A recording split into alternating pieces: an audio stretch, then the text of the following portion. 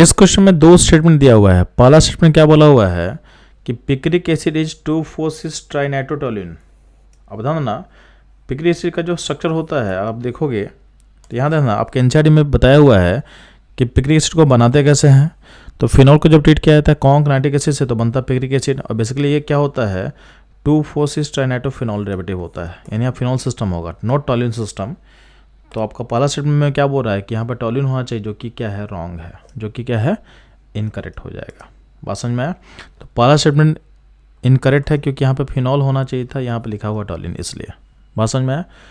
अब second statement बोला हुआ है कि पिक्रिक एसिड जो है वो कब मिल सकता है, तो बोला गया जब फिनॉल 2,4-डाइसल्फोनिक एसिड को हम ट्रीट करते हैं नाइट्रिक एसिड के साथ तो बनता है पिक्रिक एसिड। अब ध्यान देंगे, अगर आप एनसीईआरटी को चेक करोगे तो यहाँ तो क्या किया हुआ है कि पिक्रिक एसिड को लाने के लिए सिंपली क्या किया गया है, फिनॉल को हम ट्रीट करते हैं कौन नाइट्रिक एसिड से तो मिल जा रहा है।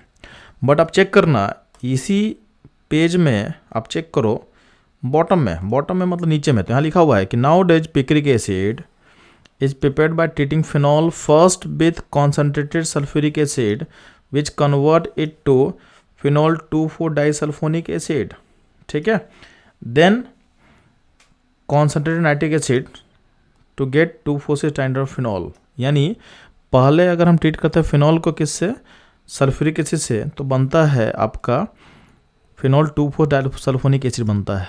ठीक, ये रिएक्शन एनसीईआरटी में लिखा हुआ है, रिएक्शन आपको सोचना था।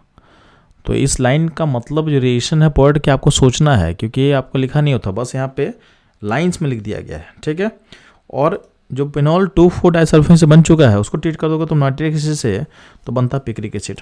यानी आपका इस कंपाउंड से इस कंपाउंड में जाने के लिए सिंपली आप नाइट्रिक एसिड ट्रीट करो तो बन जाएगा। तो यही तो स्टेटमेंट 2 है।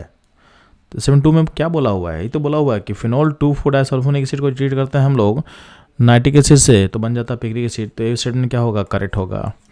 तो पहला स्टेटमेंट इनकरेक्ट है, सेकंड स्टेटमेंट क्या है, करेक्ट है, यानी हमारा ऑप्शन 1 क्या होगा इस क्वेश्चन का सॉल्यूशन होगा।